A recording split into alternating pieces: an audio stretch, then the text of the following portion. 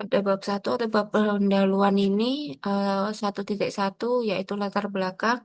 Ini adalah latar belakang dari proyek ini yang berisikan pencemaran udara merupakan salah satu masalah lingkungan dan kesehatan masyarakat yang paling mendesak secara global. Menurut WHO 2024, sekitar 4,2 juta kematian dini setiap tahunnya disebabkan oleh polusi udara luar ruangan dan kombinasi polusi luar dalam ruangan menyebabkan hingga 6,7 juta kematian prematur di seluruh dunia. Tingkat moralitas ini tidak merata, di mana negara dengan pendapatan rendah dan menengah menanggung beban paling besar menurut WHO 2024. Selanjutnya, selain itu, tren global menunjukkan bahwa moralitas akibat paparan ozon meningkat sebesar 46% dari tahun 2000 ke 2019 yang besar kontribusi polusi ozon terhadap keseluruh angka kematian. Di Tiongkok, penelitian terbaru menemukan bahwa pengurangan emisi antropogenik menyumbang 55 hingga 75% penurunan rata-rata tahunan polutan seperti PM2,5 dan NO2 selama periode 2015 hingga 2022. Di Asia Tenggara, menurut Hoang di tahun 2024 menunjukkan bahwa teknik machine learning mampu memprediksi konsentrasi PM2,5 dengan akurasi tinggi menggunakan variabel meteorologis seperti suhu, kecepatan angin, curah hujan, dan tekanan atmosfer. Pemanfaatan algoritma machine learning seperti random forest regression menjadi pendekatan yang relevan dalam memodelkan dan memprediksi angka kematian akibat polusi udara karena mampu menangkap pola nonlinier dan hubungan kompleks antivariabel. Dalam penelitian ini, dataset death rates from air pollution yang mencangkup periode 1990 hingga 2017 digunakan untuk memprediksi angka kematian akibat polusi udara, total polusi dalam ruangan, partikulat luar ruangan, dan ozon luar ruangan. Untuk meningkatkan stabilitas prediksi, future smoothing berupa Simple Moving Average atau SMA ditambahkan agar pola temporal seperti fluktuatif dapat ditangani dengan lebih baik. Pendekatan ini diharapkan memberikan gambaran yang lebih akurat untuk mendukung bijak- kebijakan mitigasi polusi udara di masa mendatang.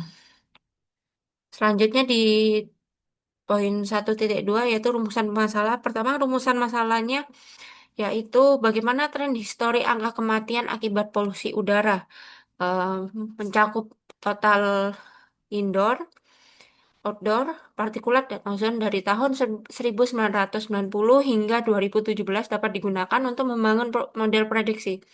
Kedua, bagaimana prediksi angka kematian akibat polusi udara pada tingkat global maupun negara tertentu untuk periode setelah 2017. Yang ketiga, ada jenis polusi udara mana yang diperkirakan akan menjadi penyumbang utama angka kematian di masa depan berdasarkan hasil prediksi. Yang keempat, ada keakuratan prediksi random forest dibanding dengan dataset kedua. Di poin 1.3 yaitu tujuan proyek. Pertama, ini ada menganalisis tren histori angka kematian akibat polusi udara, yaitu total, indoor, outdoor, partikulat, dan ozon pada periode 1990 hingga 2017 untuk memahami pola dan pergeseran sumber resiko utama. Kedua, membangun dan menetapkan model prediksi berbasis machine learning, misalnya random forest regression dengan simple moving average, untuk memperkirakan angka kematian akibat polusi udara pada tingkat global maupun negara tertentu setelah 2017. Ketiga, ada mengidentifikasi jenis polusi udara yang diperkirakan menjadi penyumbang utama angka kematian di masa depan sehingga dapat menjadi dasar pertimbangan dalam perumusan kebijakan mitigasi polusi udara. Yang keempat, mengidentifikasi keakuratan prediksi random forest yang diperkirakan dengan algoritma dengan dataset asli yang digunakan dari sumber lain. Selanjutnya itu di 1.4 yaitu manfaat proyek hasil analisis dan prediksi angka kematian akibat udara memberikan manfaat penting sebagai dasar pengambilan keputusan dan perencanaan kebijakan berbasis data. Informasi ini membantu memahami pola tren dan dampak polusi terhadap kesehatan, sehingga dapat digunakan untuk menilai efektivitas upaya pengendalian lingkungan yang telah dilakukan. Selain itu, hasil prediksi ini juga berperan dalam meningkatkan kesadaran dan urgensi isu polusi udara, mendorong kolaborasi lintang bidang, serta menjadi referensi bagi pengembangan penelitian dan inovasi berkelanjutan dalam upaya menjaga kualitas lingkungan dan kesehatan.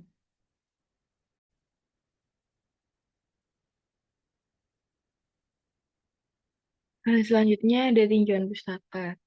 Yang pertama ada konsep visualisasi data. Visualisasi data merupakan proses penyajian data dalam bentuk grafis atau visual yang membantu manusia memahami pola, hubungan, dan tren dalam data. Eh, Selanjutnya ada fungsi visualisasi data, yang dimana fungsi utama dari visualisasi data adalah untuk mempermudah pemahaman informasi, mendukung pengambilan keputusan, dan memfasilitasi eksplorasi pola. Visualisasi data yang efektif dapat membantu mengambil keputusan memahami informasi dengan cepat dan akurat, terutama dalam konteks kesehatan masyarakat dan kebijakan. Selain itu, visualisasi berperan penting dalam meningkatkan keterlibatan pengguna dan meminimalkan beban kognitif karena data dapat divisualisasikan memungkinkan pengguna fokus pada insight penting daripada angka mentah. Dalam konteks ilmiah, visualisasi juga digunakan untuk komunikasi hasil penelitian, misalnya dalam data bukti atau evidence base yang membantu membaca memahami bukti penelitian. Untuk prinsip dasar visualisasi data yang efektif, agar visualisasi data dapat berfungsi optimal, beberapa prinsip dasar perlu diperlihatkan. Yang pertama, ada tentukan pesan utama sebelum memilih visualisasi.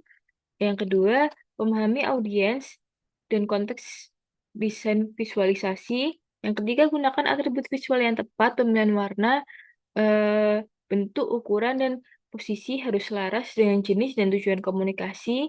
Yang keempat, sederhana dan fokus, hindari elemen dekoratif berlebihan. Yang kelima, hindari distorsi, skala, dan proporsi grafik harus dijaga agar tidak menyesatkan interpretasi data. Yang keenam, gunakan interaktivitas bila relevan. Untuk dataset besar, fitur interaktivitas dapat membantu pengguna menjelajahi data lebih mendalam. Selanjutnya ada jenis diagram visualisasi dan penerapannya. Yang pertama ada boxplot. Boxplot merupakan ringkasan statistik 5 angka, minimum kuartil pertama, median, kuartil ketiga, maksimum, dan menyoroti outlier. Diagram ini berguna untuk membandingkan distribusi dari satu variabel kontinu di antara beberapa kelompok kategori serta mendeteksi sebaran skewness dan outlier. Keunggulan utama boxplot terletak pada sifatnya yang ringan dan efektif untuk membandingkan beberapa kelompok data secara bersamaan. Namun keterbatasannya adalah kurang mampu menampilkan bentuk distribusi secara rinci, dan bagi sebagian audiens, visualisasi ini dinilai kurang intuisif serta mempresentasikan sebaran data yang kompleks. Selanjutnya ada histogram. Histogram adalah diagram batang yang menyajikan frekuensi atau identitas dari variabel kontinu dengan membagi rentang nilai menjadi interval atau bin dan menampilkan jumlah atau proporsi observasi tiap bin. Histogram sangat cocok untuk memahami distribusi seperti bentuk normal, skewed, multimodal, dan mendeteksi outlier.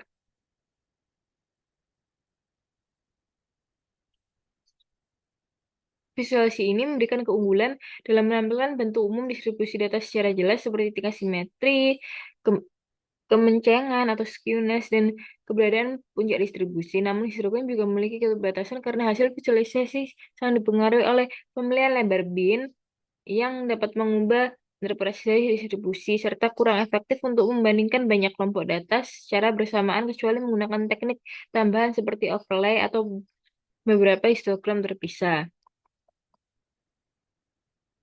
Selanjutnya ada visualisasi dalam bentuk scatterplot. Scatterplot atau diagram unik memetakan dua variabel kontinu pada sumbu X dan Y sehingga setiap titik memiliki observasi, sangat berguna untuk melihat hubungan korelasi antara variabel, mendeteksi pola linear atau nonlinear, cluster, dan outlier.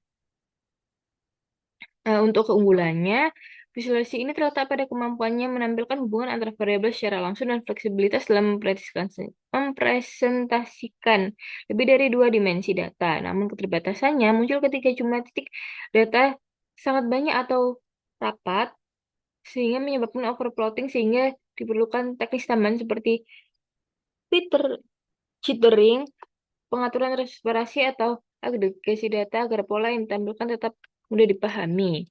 Selanjutnya ada visualisasi dalam bentuk heat map atau peta panas adalah visualisasi matriks atau grid di mana sel diberi warna yang mencerminkan nilai atau identitas. Peta panas sering digunakan untuk menampilkan korelasi antar variabel, matriks jarak, dan spatial grid.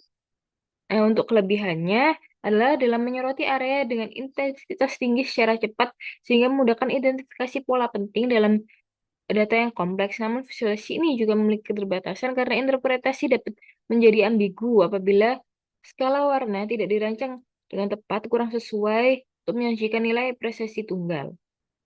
Si, serta seringkali memerlukan legenda warna yang jelas agar informasi dapat dipahami dengan benar.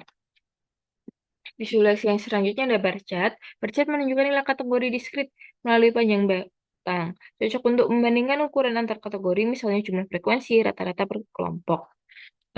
Untuk keunggulannya adalah visualisasi ini mudah dipahami oleh audiens, namun umum dan efektif untuk menyajikan perbandingan antar kategori secara jelas. Namun bar chart memiliki keterbatasan karena kurang ideal untuk merepresentasikan data kontinu atau tren, serta tidak serta menjadi sulit dibaca bila jumlah kategori yang ditampilkan terlalu banyak. Visualisasi yang selanjutnya adalah line chart. Line chart memplot titik data berurutan biasanya dalam domain waktu dihubungkan dengan garis cocok untuk menampilkan tren perubahan seiring waktu. Keunggulan visualisasi itu terletak pada kemampuannya menampilkan pola temporal dan arah tren secara jelas sehingga memudahkan analisis dinamika data dari waktu ke waktu. Namun, line chart juga memiliki keterbatasan karena penggunaan terlalu banyak seri garis dapat membingungkan pembaca dan penerapan pada data kategori yang tidak bersifat kontinu berpotensi menimbulkan interpretasi yang menyesatkan. Pie chart. Pie chart menampilkan proporsi setiap kategori terhadap total dalam bentuk irisan lingkaran. Umumnya digunakan ketika jumlah kategori sedikit dan kita ingin menunjukkan komposisi. Untuk keunggulan pie chart terletak pada sifatnya yang intuitif dan mudah dipahami untuk menunjukkan komposisi sederhana dari suatu keseluruhan. Namun keterbatasannya adalah kurang mendukung perbandingan secara presisi dan menjadi sulit dibaca atau dibedakan apabila data terdiri dari banyak bagian kecil. Selanjutnya ada area chart. Area chart mirip dengan line chart, tetapi area di bawah terdapat garis yang diwarnai. Cocok apabila kita menekankan volume kumulatif atau pertumbuhan total dari waktu ke waktu. Bisa juga digunakan dalam bentuk stack area chart untuk melihat kontribusi bagian terhadap total. Untuk keunggulan visualisasi ini terletak pada kemampuannya menampilkan tren sekaligus total akumulatif di mana area bagian bawah membantu memperkuat narasi mengenai besaran atau volume data dari waktu ke waktu. Namun area chart juga memiliki keterbatasan karena penggunaan banyak seri area dapat menyebabkan bagian bawah tertutup serta menyulitkan perbandingan antara lapisan ketiga garis bagian atas saling menumpuk. Selanjutnya ada bubble chart adalah variasi scatter plot di mana ukuran data atau warna tidak representasi variabel ketiga atau keempat. Ideal ketiga ingin menampilkan relasi dua variabel dengan satu atau dua variabel tambahan lewat ukuran warna titik. Untuk keunggulannya, mampu menyajikan informasi multivariat dalam satu tampilan dengan menampilkan dimensi lain seperti ukuran dan warna titik untuk mempresentasikan variabel tambahan. Namun visualisasi ini juga memiliki keterbatasan karena interpretasi ukuran titik seringkali tidak intuitif bagi sebagian audiens serta pada kondisi data yang lebih padat, titik berukuran besar dapat menutupi titik yang lebih kecil atau menimbulkan masalah overplotting. Trimap menampilkan visualisasi selanjutnya ada trimap. Trimap menampilkan struktur hierarkasi melalui blok berwarna dan ukuran yang proporsional terhadap nilai, cocok untuk menunjukkan komposisi dan hierarki. Misalnya pangsa pasar dalam kategori produk untuk ukuran organisasi dan penjualan per cabang dalam area perbatasan. Keunggulan Trimark terletak pada efisiensinya dalam memanfaatkan ruang visual serta kemampuannya menampilkan proporsi dan hubungan hierarki dalam satu tampilan. Namun Trimark memiliki keterbatasan karena sulit digunakan untuk membandingkan nilai secara presisi pada blok-blok kecil yang tampil pada area yang sempit seringkali menjadi tidak terbaca. Nah, selanjutnya ada tools visualisasi data. Yang pertama adalah Tabu, adalah sebagai perangkat lunak visualisasi data interaktif berbasis GUI yang memungkinkan pengguna membuat dashboard dan grafik kompleks dengan drag and drop tanpa harus melalui kode. Selanjutnya ada Power BI yang eh, punya Microsoft. Power BI adalah platform bisnis intelijen dari Microsoft yang menggabungkan kemampuan analisis data, integrasi sumber data, dan pembuatan visualisasi interaktif. Power BI menawarkan dashboard interaktif, memperoleh data real-time, serta kolaborasi antar departemen dalam organisasi. Selanjutnya ada Excel. Excel adalah aplikasi spreadsheet yang sudah sangat dikenal dan banyak digunakan untuk pengolahan data dasar serta visualisasi cepat. Meskipun bukan alat visualisasi lanjutan, Excel tetap dipilih ketika memilih dataset relatif kecil sehingga menengah dan pengguna memerlukan kemudahan serta kecepatan membuat grafik dasar seperti bar, line, dan pie. Untuk alat visualisasi yang selanjutnya ada Python. Python adalah bahasa pemrograman yang sangat populer dalam analisis dan visualisasi data. Dengan pustaka seperti Matplotlib, Seaborn, Polybook, dan Altair, Python menyediakan fleksibilitas tinggi dalam membuat visualisasi baik statis maupun interaktif. Nah, selanjutnya yaitu ada metode smoothing. Eh, Metode smoothing sendiri dibagi menjadi tiga. Yang pertama ada moving average atau rata-rata bergerak, merupakan salah satu metode smoothing yang digunakan untuk mengurangi fluktuasi acak dalam data deret waktu agar pola tren terlihat lebih jelas. Teknik ini bekerja dengan cara menghitung rata-rata dari sejumlah data sebelumnya melalui periode tertentu sehingga menghasilkan garis yang lebih halus dan mudah dipresentasikan. Untuk yang kedua ada weighted moving average atau rata-rata bergerak terimbang. Weighted moving average merupakan pengembangan dari metode rata-rata bergerak sederhana dengan memberikan bobot yang berbeda pada setiap data historis. Biasanya data terbaru diberikan bobot lebih besar dibandingkan data lama karena dianggap lebih relevan terhadap kondisi terkini. Metode ini lebih responsif terhadap perubahan pola data, menjadikannya cocok untuk beramalan jangka pendek atau situasi di mana tren mengalami perubahan cepat. Selanjutnya ada exponential smoothing atau penghalusan eksponensial adalah metode peramalan yang memberikan bobot menurun secara eksponensial terhadap data historis dengan fokus lebih besar pada nilai-nilai tertentu. Pendekatan ini dianggap lebih efisien karena memperbarui hasil peramalan secara berkelanjutan tanpa perlu menyimpan seluruh data historis.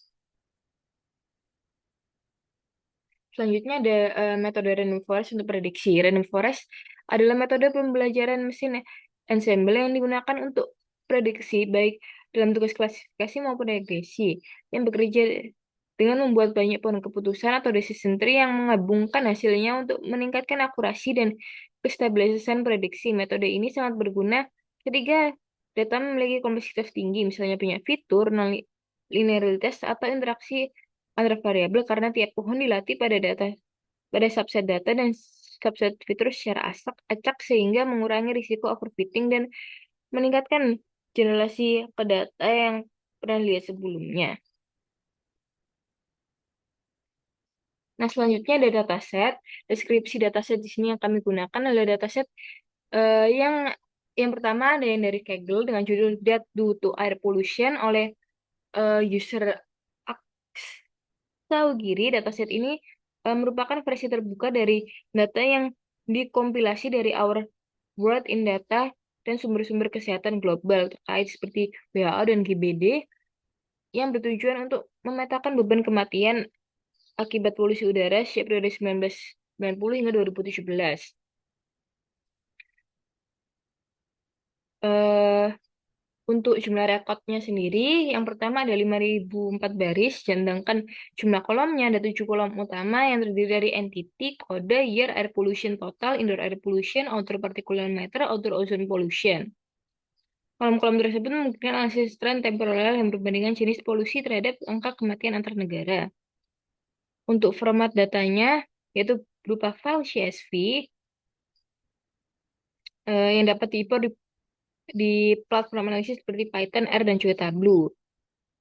Eh, Tipe data kolom data setiap kolomnya untuk entity dan code merupakan tipe teks, year merupakan integer, kolom-kolom angka kematian seperti total indoor, outdoor partikular, dan ozone merupakan float, dan juga ada nol, beberapa missing value yang terdapat pada data.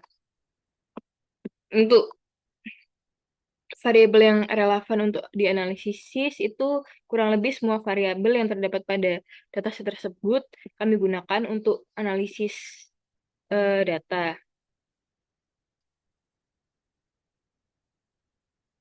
Nah, selanjutnya ada definisi operasional kategorikal polusi udara dan komponen air pollution total. Kategori air pollution total menggambarkan keseluruhan insiden kematian per 100.000 instalasi terjadi akibat paparan semua bentuk polusi udara, baik dari sumber luar ruangan maupun dalam ruangan. Selanjutnya ada definisi polusi udara dan komponen indoor air pollution. Indoor air pollution merujuk pada polusi udara yang berasal dari aktivitas di dalam lingkungan tertutup, terutama rumah tangga. Kematian pada kategori ini berkaitan dengan paparan polutan yang dihasilkan akibat penggunaan bahan bakar padat seperti kayu, biomasa, residu tanaman, dan batu bara untuk memasak maupun pemanas. Selanjutnya ada definisi polusi udara dan komponen outdoor particulate matter atau OPM. Kategori outdoor particulate matter mencerminkan jumlah kematian yang disebabkan oleh paparan partikular di luar outdoor (OPM). Saat ini menjadi ancaman polusi udara terbesar secara global, khususnya karena peran dominan PM2 yang mampu menembus jauh ke dalam paru-paru hingga masuk ke aliran darah. Selanjutnya ada definisi dari polusi udara dan komponen indoor air pollution. Outdoor ozone pollution merupakan kategori kematian yang berkaitan dengan paparan ozon permukaan tanah. Ozon ini merupakan polutan sekunder yang terbentuk melalui reaksi fotokimia antar nitrogen oksida atau NO dan volatile organic compounds di bawah paparan sinar matahari. Selanjutnya ada bab 3 yaitu pembahasan yang akan dibahas oleh teman saya.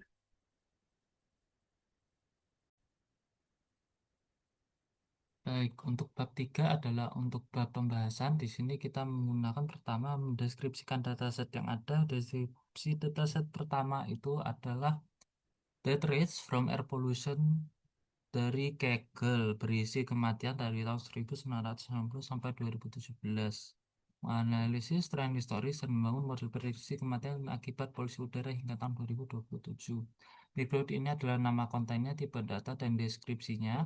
Ada entity, code, year, air pollution, total, indoor air pollution, outdoor particulate matter, dan outdoor ozone per pollution.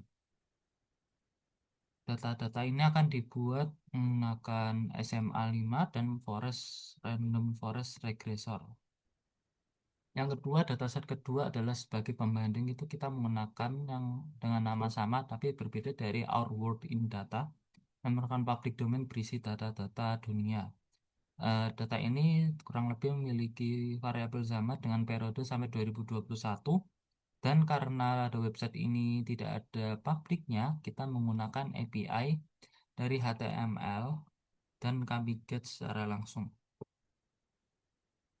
Selanjutnya untuk proses pengolahan data, pertama kami membersihkannya menggunakan drop NA dan year-nya kami ubah datanya menjadi integer untuk menghilangkan angka 0.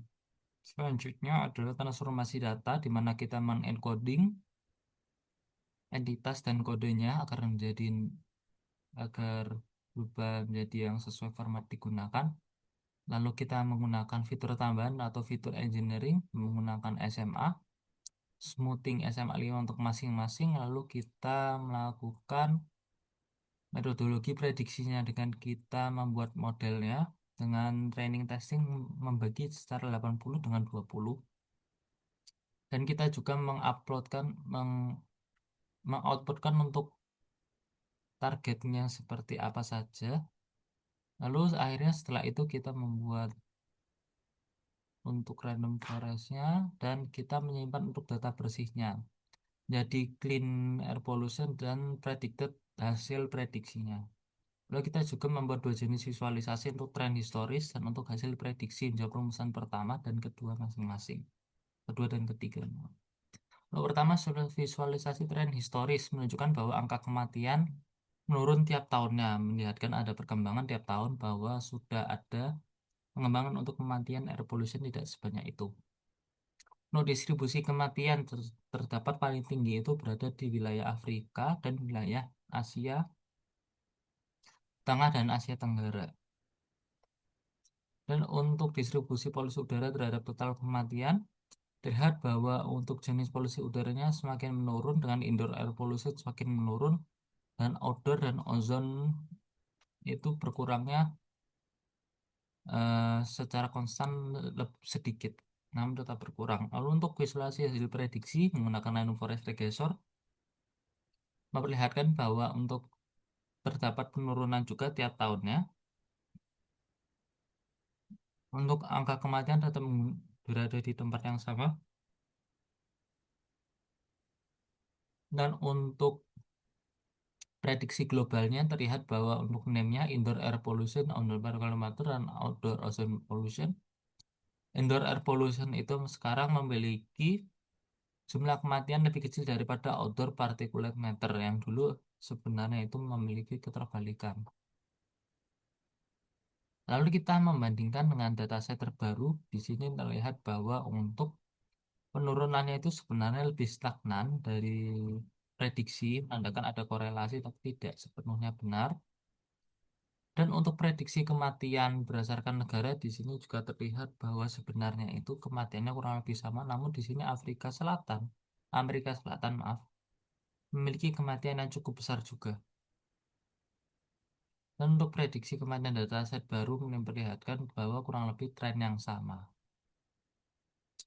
Hanya kita melakukan analisis hasil dan evaluasi hasil dari tren historis global menunjukkan bahwa konsumen kematian polusi selama menunjukkan cerminan keberhasilan pengendalian emisi di sektor transportasi, energi, dan industri diterapkan di berbagai negara, dan secara ekonomi penurunan angka ini terbukti dan memberikan keuntungan besar dari penguatan biaya kesehatan global.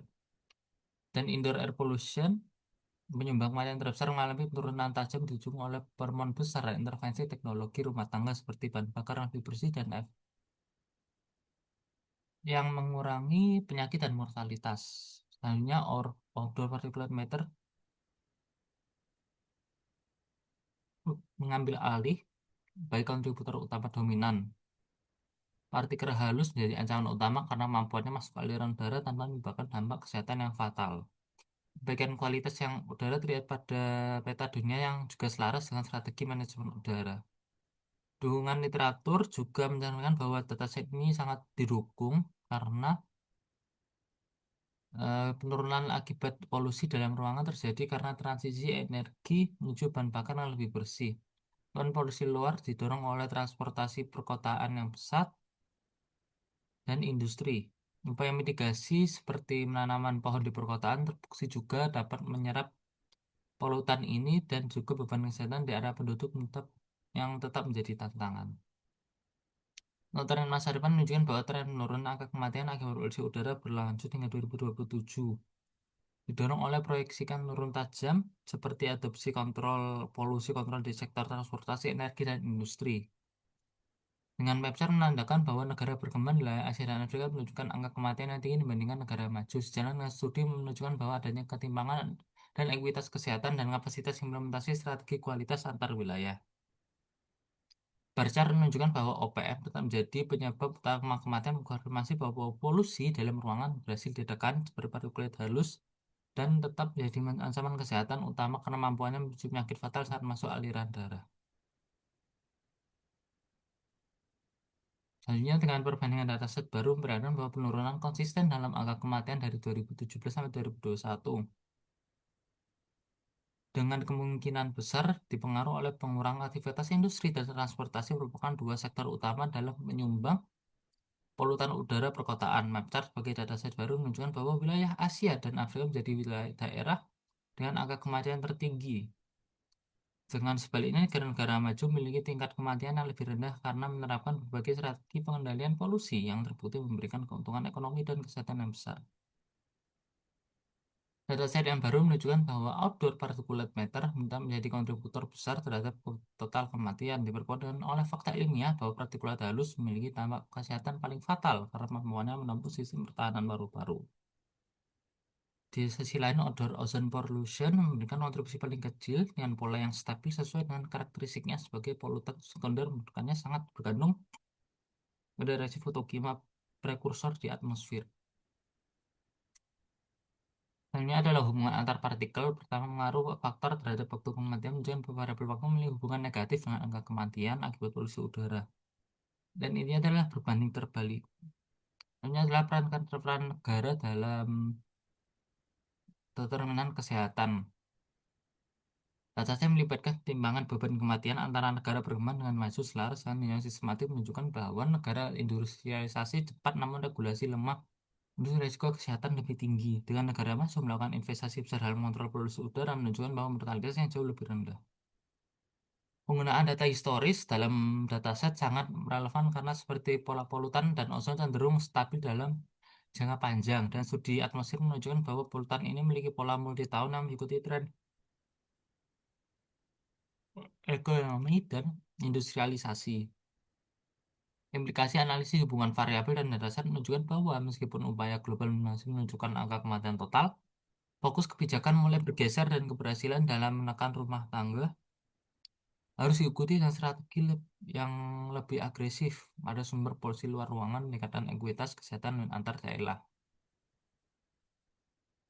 Untuk insight yang dapat kita ambil, yang pertama adalah pencapaian global dalam menurunkan polusi dalam ruangan, menunjukkan bahwa tentang drastis angka kematian akibat polusi ruangan di tahun 1990 sampai 2017. Selaras dengan studi yang menunjukkan bahwa intervensi teknologi memasak dan manas di dunia di rumah tangga seperti transisi dari rumah sakit dari bahan bakar padat menuju LPG memiliki rasio B yang sangat tinggi dalam mengurangi mortalitas. Kemudian bahwa kebijakan terarah pada sektor rumah tangga efektif menurunkan penyakit global. Transformasi sumber data menunjukkan pergeseran sumber kematian didukung oleh eh, emisi primer dari tindakan di berbagai sektor, meningkatkan peningkatan emisi gas prekursor dan transportasi tetap menjaga konsentrasi PM2 pada tingkat berbahaya bagi kesehatan. Dengan PM25 menjadi ancaman dominan kemampuannya masuk dalam aliran darah. Dataset pada ketimpangan global mengatakan bahwa Asia dan Afrika masih menanggung beban kematian tertinggi dan perbandingan dataset dan dataset 1 dan 2 menunjukkan fluktuatif jangka pendek yang turunan tajam dari periode pandemi yang menghasilkan pengendalian polusi udara secara berkelanjutan. Untuk evaluasi apakah visualisasi dapat menjawab rumusan masalah dan masing-masing itu dapat menjelaskan rumusan masalah secara komprehensif. Untuk urutan pertama, mengenai tren historis, line chart pada 36 mampu menghasilkan konsisten pada setiap jenis polusi dengan line chart memperkuat analisis untuk menunjukkan distribusi geografis dan di KDD 9 menunjukkan bahwa gambaran mengenai kelanjutan tren penurunan hingga 2027. Adapun rumusan masalah ketiga dengan kasih jenis polusi penyumbang utama tertinggi besar pada 3.8 dan 3.11 berhasil menangkap pergeseran kontribusi dan polusi udara di ruangan partikulat luar. Kesannya kesenjangan dan kemudahan interpretasi grafik dalam sisi kejelasan visualisasi ini memberikan beberapa pengulangan signifikan dan visualisasi warna untuk setiap jenis solusi di semua wilayah grafik menunjukkan bahwa pembaca dalam melacak membandingkan data. Misalnya warna yang sama untuk indoor air pollution dan lancar dan sebenarnya membantu memahami hubungan antar visualisasi. Relevansi terhadap visualisasi dan terhadap data, pemilihan jenis visualisasi dalam laporan ini secara umum sangat relevan dengan karakteristik dan data yang dianalisis. Lancar terbukti untuk menampilkan tren, temporal, dan deret waktu sementara. Map chart untuk menampilkan variasi geografis dalam skala global. Stack bar chart dapat digunakan untuk menunjukkan kompetensi dan perbandingan kontribusi relatif antar polusi. Namun untuk analisis yang lebih mendalam, beberapa visualisasi ditambahkan dalam pertimbangan.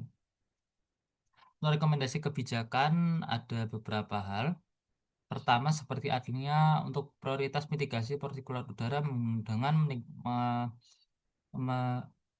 mengetatkan regulasi transportasi dan zona emisi rendah seperti diterapkan di Eropa.